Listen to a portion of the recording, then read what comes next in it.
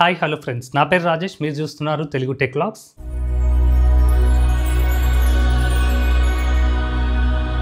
చాలామంది ఈ మధ్య ఎయిర్ ఫైబర్లు అదేవిధంగా ఫైబర్లు అయితే తీసుకోవడం జరుగుతుంది.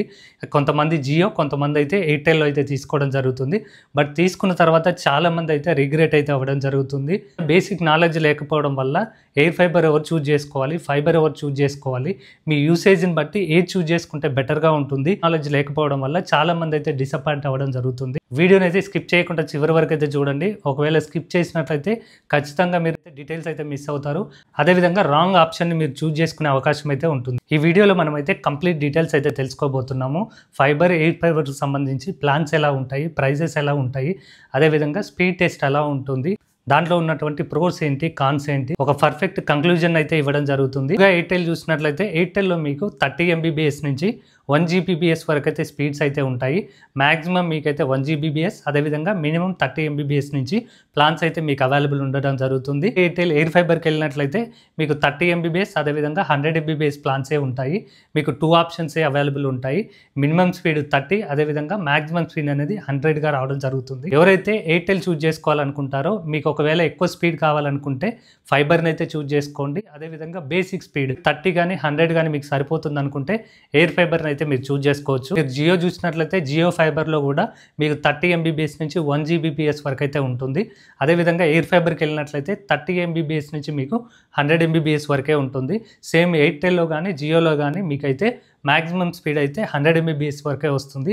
ఎవరైతే ఎయిర్ ఫైబర్ తీసుకోవాలనుకుంటున్నారో దాన్ని అయితే మీరు మైండ్లో పెట్టుకొని మీ స్పీడ్ కన్స్టెంట్ని అయితే చెక్ చేసుకోవాల్సి ఉంటుంది. బేసిక్గా మీకు 30 కానీ 100 కానీ స్పీడ్ సరిపోతుంది అనుకుంటే మీకు ఎయిర్ ఫైబర్ని చూజ్ చేసుకోవచ్చు. రెండిట్లో జియో కానీ ఎయిర్టెల్లో. ఒకవేళ మీకు స్పీడ్ సరిపోవట్లేదు అనుకుంటే ఫైబర్ని అయితే మీరు చూజ్ చేసుకోవాల్సి ఉంటుంది. ప్లాన్స్ గురించి మనం చూసుకున్నట్లయితే బేసిక్ ప్లాన్లు మనం చూసినట్లయితే జియోలో కానీ ఎయిర్టెల్లో కానీ ఫైబర్కి మనకైతే 399తో స్టార్ట్ అవ్వడం జరుగుతుంది. 399లోనే మీకు బేసిక్ ప్లాన్ అయితే రావడం జరుగుతుంది. ఎయిర్ ఫైబర్కి వెళ్ళినట్లయితే మీకైతే ఎయిర్టెల్లో మీకు 699 తోటి వస్తుంది. అదే మీకు జియోలోకి వెళ్ళినట్లయితే 599 తోటి అయితే రావడం జరుగుతుంది. మీరైతే ఫైబర్లో అయితే తక్కువ ఛార్జెస్ మీరు ఎక్స్పెక్ట్ చేయొచ్చు. అదేవిధంగా మీరు ఎయిర్ ఫైబర్కి వెళ్ళినట్లయితే మీ ప్రైజెస్ అనేది ఇంక్రీజ్ అవ్వడం జరుగుతుంది. ఎవరికైతే ఫైబర్ అవైలబుల్ ఉందో మీరైతే ఫైబర్ని అయితే తీసుకోండి. ఒకవేళ లేదనుకుంటే ఎయిర్ ఫైబర్ని అయితే మీరు చూజ్ చేసుకోండి. స్పీడ్ టెస్ట్ చూసినట్లయితే మనకు ఫైబర్లో చూసినట్లయితే కన్సిస్టెంట్ స్పీడ్ అయితే రావడం జరుగుతుంది. మనకు హై స్పీడ్లో అయితే అవైలబుల్ ఉండడం జరుగుతుంది. ఇంకా మీరు ఎయిర్ ఫైబర్ ఒకవేళ చూజ్ చేసుకున్నట్లయితే స్పీడ్ అనేది మీకు కన్సిస్టెంట్గా రాదు. అదేవిధంగా డ్రాప్స్ అయితే అవుతాయి. మీకు ఒకవేళ సిగ్నల్ డ్రాప్స్ ఉన్నట్లయితే మీకు ఇంటర్నెట్ కూడా డ్రాప్ అవ్వడం అయితే జరుగుతుంది. మనం ఎయిర్ ఫైబర్ చూసుకున్నట్లయితే ఫైబర్లో కన్సిస్టెంట్గా స్పీడ్ డ్రాప్ లేకుండా అయితే రావడం జరుగుతుంది. అదే మీరు ఎయిర్ ఫైబర్కి వెళ్ళినట్లయితే అంత కన్సిస్టెంట్గా ఉండదు. మీకు మొబైల్లో ఎలాగైతే స్పీడ్ వస్తుందో అలాగే ఉంటుంది. మొబైల్ వాడుతున్న ఫీలింగే మీకు రావడం అయితే జరుగుతుంది. డౌన్లోడ్ అప్లోడ్ స్పీడ్ అనేది మీకు ఎయిర్ ఫైబర్లో ప్రాపర్గా అయితే రావడం జరగదు. ఇది ఫ్లక్చువేట్ అవుతూ ఉంటుంది.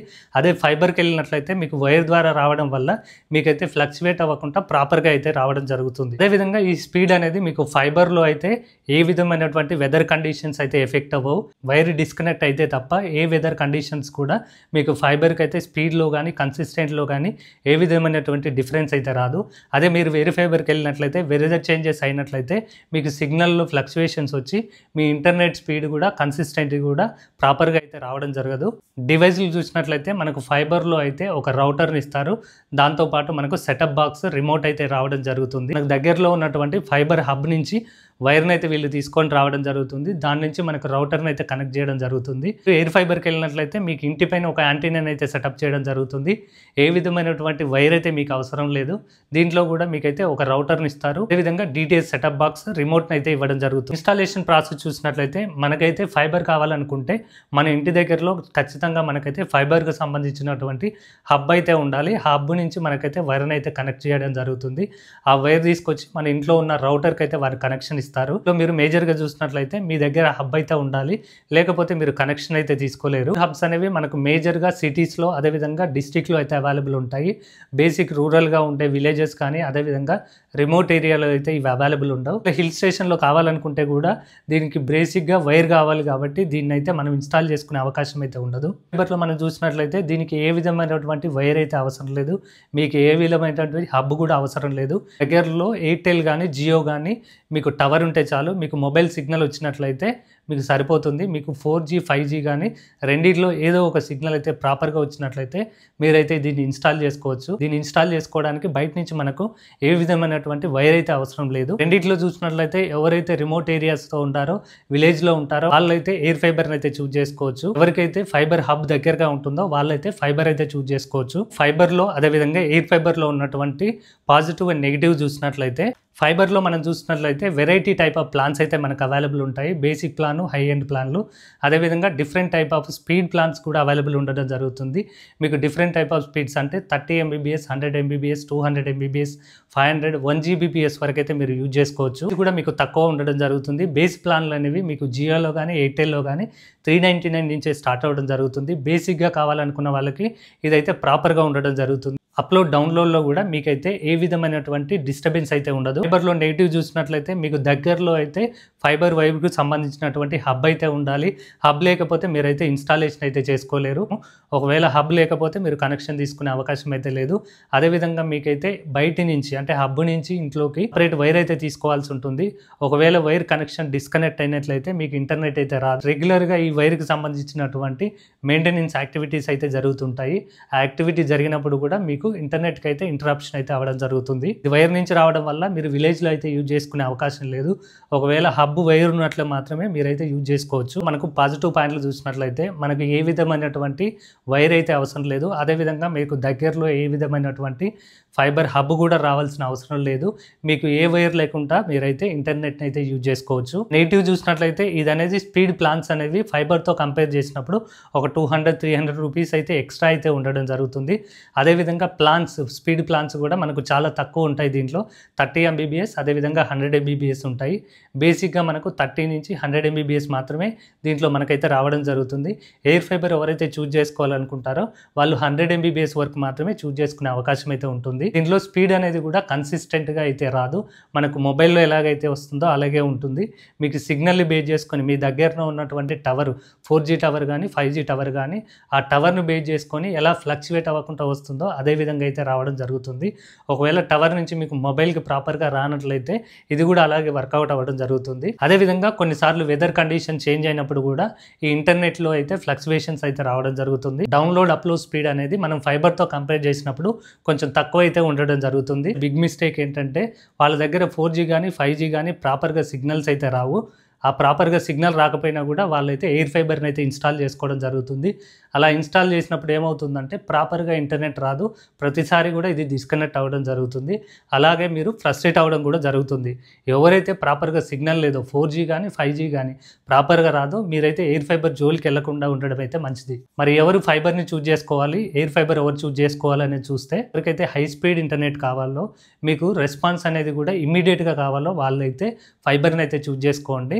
పీపుల్ ఎవరైతే ఉన్నారో VPN అదేవిధంగా రిమోట్ డెస్క్టాప్ సిట్రిక్స్ కానీ AWS కానీ అదేవిధంగా వీడియోలో ఎవరైతే వర్క్ చేస్తారో మీరైతే ఫైబర్ని అయితే చూజ్ చేసుకోండి.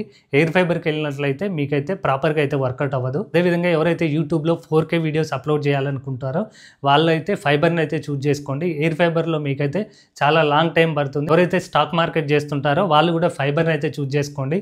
ఎయిర్ ఫైబర్లో మీకైతే రెస్పాన్స్ టైం అనేది తక్కువగా ఉండడం జరుగుతుంది. ఇక ఫైనల్గా చూసినట్లయితే ఫైబర్ అనేది ఎవరైతే హై స్పీడ్ ఇంటర్నెట్ కావాలనుకుంటారో, రెస్పాన్స్ టైం అనేది తక్కువ కావాలనుకుంటారో వాళ్ళైతే మీరు ఫైబర్ని అయితే చూజ్ చేసుకోవచ్చు. ఫైబర్ని ఎవరు చూజ్ చేసుకోవాలి? ఎవరైతే basic level of internet use చేస్తారో అంటే ఎడ్యుకేషన్ పర్పస్లో కానీ అదేవిధంగా బేసిక్గా స్ట్రీమింగ్ చూడడానికి OTTs కానీ యూట్యూబ్ కానీ అదేవిధంగా బేసిక్ లెవెల్లో ఎవరైతే యూజ్ చేసుకుంటారో వాళ్ళైతే మీరు ఎయిర్ ఫైబర్ని అయితే చూజ్ చేసుకోవచ్చు. ఫైబర్ అనేది అవైలబుల్ లేదో రిమోట్ ఏరియాలో అదేవిధంగా విలేజెస్లో ఎవరైతే ఉంటారో వాళ్ళైతే చూజ్ చేసుకోవచ్చు. బట్ చూజ్ చేసుకునే ముందు అయితే మీ దగ్గర 4G కానీ 5G కానీ సిగ్నల్స్ ప్రాపర్గా వస్తున్నాయి అనేది ఒకసారి అయితే చెక్ చేసుకోండి. ట్రావెల్ బిజినెస్ ఉందో వాళ్ళు కూడా ఈ ఎయిర్ ఫైబర్ అయితే మీరు మీ వ్యాన్లో కానీ బస్లో కానీ మీరు ఇన్స్టాల్ చేసుకున్నట్లయితే మీకు ఇంటర్నెట్ వస్తుంది. అదేవిధంగా OTTs వస్తాయి. దాంతోపాటు టీవీ కూడా రావడం జరుగుతుంది.